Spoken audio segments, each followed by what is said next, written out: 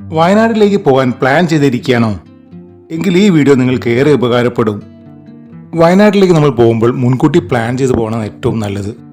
താമരശ്ശേരി ചുരം വഴി പോയിട്ട് കാണാൻ കഴിയുന്ന പ്രധാനപ്പെട്ട സ്ഥലങ്ങളെക്കുറിച്ച് ഇതിനു മുന്നേ ഒരു വീഡിയോ ചെയ്തിട്ടുണ്ടായിരുന്നു. കാണാത്തവർക്ക് ഡിസ്ക്രിപ്ഷനിൽ കൊടുക്കാം. ഇന്നത്തെ വീഡിയോയിൽ മാനന്തവാടി എത്തിയിട്ട് കാണാൻ കഴിയുന്ന പ്രധാനപ്പെട്ട 10 ടൂറിസ്റ്റ് സ്പോട്ടുകളെ കുറിച്ച് ഫുൾ ഡീറ്റെയിൽ ആയിട്ടാണ് ഈ വീഡിയോയിൽ ഉൾപ്പെടുത്തിയത്. കണ്ണൂർ ഭാഗത്തുള്ള ആളുകൾ വയനാട്ടിലേക്ക് പോകുമ്പോൾ നമ്മൾ നെടുമ്പയൽ ചുരം വഴി മാനന്തവാടി എത്തും. അതുപോലെ തന്നെ കുറ്റ്യാടി ചുരം വഴി പോയാലും നമ്മൾ ആദ്യം എത്തുക മാനന്തവാടിയാണ്. ഇനി നേരെ വീഡിയോയിലോട്ട് പോകാം.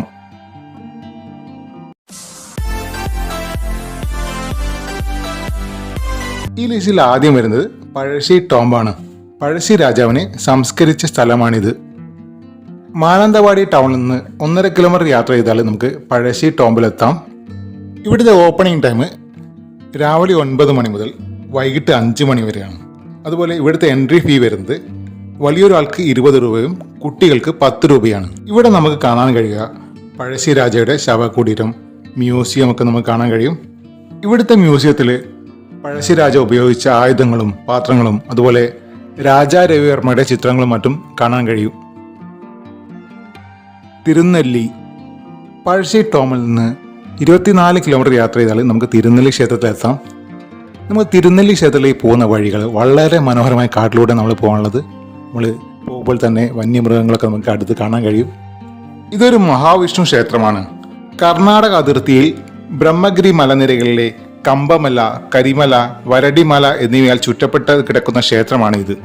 30 കരിങ്കൽ തൂണുകളാൽ താങ്ങി നിർത്തുന്ന തിരുനെല്ലി ക്ഷേത്രം ഒരു വാസ്തുവിദ്യ വിസ്മയം കൂടിയാണ്. ഈ ക്ഷേത്രം ബലി പൂജകൾക്ക് പ്രശസ്തമാണ്. ബ്രഹ്മഗിരി പീക്ക് കേരളത്തിലെ വയനാട് അതിർത്തിയിലാണ് ബ്രഹ്മഗിരി മലകൾ സ്ഥിതി ചെയ്യുന്നത്. 1608 മീറ്ററാണ് ഉയരം. തിരുനെല്ലി ക്ഷേത്രത്തിന് വളരെ അടുത്തായിട്ടാണ് ബ്രഹ്മഗിരി പീക്ക് സ്ഥിതി ചെയ്യുന്നത്. ഇവിടുത്തെ ഏറ്റവും വലിയ ആകർഷണം ട്രെക്കിംഗ് ആണ്. നമ്മൾ ട്രെക്കിങ്ങിനായിട്ട് നമ്മൾ വനംവകുപ്പിന് മുൻകൂട്ടി അനുമതി വാങ്ങണം. അതുപോലെ തന്നെ ഇവിടെ നിരവധി വന്യമൃഗങ്ങളെ നമുക്ക് കാണാൻ കഴിയും. ഇവിടെ ട്രെക്കിങ്ങിന് 275 രൂപയാണ് പെർ ഹെഡ്. ടൈം രാവിലെ 9 മണിക്കാണ് എൻ്റെ ടൈം വരുന്നത്. പക്ഷിപ്പാതാളം തിരുനെല്ലി ക്ഷേത്രത്തിൽ നിന്ന് 5.1 കിലോമീറ്റർ ആണ് പക്ഷിപ്പാതാളത്തേക്കുള്ള ദൂരം. ഇവിടേക്കുള്ള എൻട്രി ടൈം വരുന്നത് രാവിലെ 6 മണി മുതൽ വൈകിട്ട് 6 മണി വരെയാണ്. ഇവിടേക്കുള്ള ടിക്കറ്റ് റേറ്റ് വരുന്നത് ഒരാൾക്ക് 50 രൂപയാണ്. വയനാട്ടിലെ ആദ്യത്തെ ഇക്കോ ടൂറിസം കേന്ദ്രമാണ് പക്ഷിപ്പാതാളം. വംശനാശം സംഭവിച്ചുകൊണ്ടിരിക്കുന്ന ശരപക്ഷികളുടെ അപൂർവ താവളങ്ങളിൽ ഒന്നാണ് ഇവിടം. സമുദ്രനിരപ്പിൽ നിന്ന് 1740 മീറ്റർ ഉയരത്തിലാണ് ഇത് സ്ഥിതി ചെയ്യുന്നത്. കന്യാവനങ്ങളാലും നിരവധി പക്ഷിമൃഗാദികളാലും സമ്പന്നമാണ് ഇവിടം. ഇരുപ്പ് വാട്ടർഫാൾ പക്ഷിപ്പാതാളത്തിൽ നിന്ന് 4 കിലോമീറ്റർ ആണ് ഇവിടത്തേക്കുള്ള ദൂരം. ഇവിടേക്കുള്ള എൻട്രി ടൈം വരുന്നത് രാവിലെ 6 മണി മുതൽ വൈകിട്ട് 6 മണി വരെയാണ്. അതുപോലെ എൻട്രി ഫീ വരുന്നത് ഒരാൾക്ക് 50 രൂപയാണ്. കർണാടക അതിർത്തിയോട് ചേർന്ന് ബ്രഹ്മഗിരി മലയിൽ നിന്ന് ഉത്ഭവിക്കുന്ന വെള്ളമാണ് ഇവിടെ എത്തിച്ചേരുന്നത്. ഇത് ലക്ഷ്മണ തീർത്ഥ വെള്ളച്ചാട്ടം എന്നും അറിയപ്പെടുന്നു. ഇവിടെ 170 അടി ഉയരത്തിലുള്ള വെള്ളച്ചാട്ടമാണ് നമുക്ക് കാണാൻ കഴിയുക. വളരെ മനോഹരമായ ഈ സ്ഥലം പ്രകൃതി സ്നേഹികളുടെ ഇഷ്ടസ്ഥലം കൂടിയാണ്. തോൽപ്പട്ടി വൈൽഡ് ലൈഫ് സാങ്ച്വറി ഇരിപ്പ് വാട്ടർഫാളിൽ നിന്ന് 12 കിലോമീറ്റർ ആണ് ഇവിടേക്കുള്ള ദൂരം. ഇവിടേക്കുള്ള എൻട്രി ടൈം വരുന്നത് രാവിലെ 7 മണി മുതൽ 9 മണി വരെയും അതുപോലെ വൈകിട്ട് 3 മണി മുതൽ 5 മണി വരെയും മാത്രമാണ്. അതുപോലെ ഇവിടേക്കുള്ള എൻട്രി ഫീ വരുന്നത് വലിയൊരാൾക്ക് 115 രൂപയും കുട്ടികൾക്ക് 40 രൂപയാണ്. 1973 ഇവിടം വന്യജീവി സംരക്ഷണ കേന്ദ്രമായി പ്രഖ്യാപിച്ചത്. ഇവിടെ കാട്ടിലേക്ക് നമുക്ക് പോകാൻ ജീപ്പ് സഫാരിയാണുള്ളത്. മോർണിംഗ് ടൈമിൽ 40 ജീപ്പാണുള്ളത്. അതുപോലെ വൈകിട്ട് 20 ജീപ്പ് സർവീസാണ് ഉള്ളത്. ജീപ്പ് സഫാരിക്ക് വരുന്ന റേറ്റ് 600 രൂപയാണ്. 6 പേർക്ക് ഇതിൽ സഞ്ചരിക്കാൻ പറ്റും. അതുപോലെ തന്നെ ഇവിടെ ഒരു വാച്ച് ടവർ ഉണ്ട്. അതിൻ്റെ മുകളിൽ കയറിയാൽ നമുക്ക് തടാകത്തിൽ മൃഗങ്ങൾ വെള്ളം കുടിക്കാൻ വരുന്നതൊക്കെ നമുക്ക് അടുത്തുനിന്ന് കാണാൻ കഴിയും. കുറുവാ ദ്വീപ് തോൽപ്പട്ടി വൈൽഡ് സാങ്ച്വറിയിൽ നിന്ന് 22 കിലോമീറ്റർ യാത്ര ചെയ്താണ് കുറുവാ ദ്വീപിലേക്ക് എത്തുക. ഇവിടേക്കുള്ള എൻട്രി ടൈം വരുന്നത് രാവിലെ 9 മണി മുതൽ വൈകിട്ട് 4 മണി വരെയാണ്. അതുപോലെ ഇവിടേക്കുള്ള എൻട്രി ഫീ വരുന്നത് വലിയൊരാൾക്ക് 80 രൂപയും കുട്ടികൾക്ക് 55 രൂപയാണ്. കബനി നദിയിലെ നദീതടത്തിൽ 950 ഏക്കർ വിസ്തീർണമുള്ള ഒരു ചെറിയ ദ്വീപ് സമൂഹമാണ് കുറുവാ ദ്വീപ്.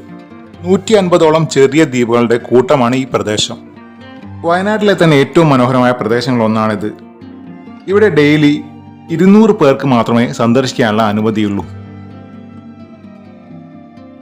ബാണാസുര സാഗർ ഡാം കുറുവ ദ്വീപിൽ നിന്ന് 33 കിലോമീറ്റർ യാത്ര ചെയ്താണ് ഇവിടേക്ക് എത്തിച്ചേരുക. ഇവിടെ എൻട്രി ടൈം വരുന്നത് രാവിലെ 9 മണി മുതൽ വൈകിട്ട് 5 മണി വരെയാണ്. അതുപോലെ ഇവിടത്തേക്ക് എൻട്രി ഫീ വരുന്നത് വലിയൊരാൾക്ക് 40 രൂപയും കുട്ടികൾക്ക് 20 രൂപയാണ്. വയനാട്ടിലെ പടിഞ്ഞാറത്തറ ഗ്രാമപഞ്ചായത്തിലാണ് ഈ അണക്കെട്ട് സ്ഥിതി ചെയ്യുന്നത്. ഈ അണക്കെട്ട് കബനി നദിയുടെ പോഷക നദിയായ കരിമനത്തോട് പുഴയിലാണ് സ്ഥിതി ചെയ്യുന്നത്.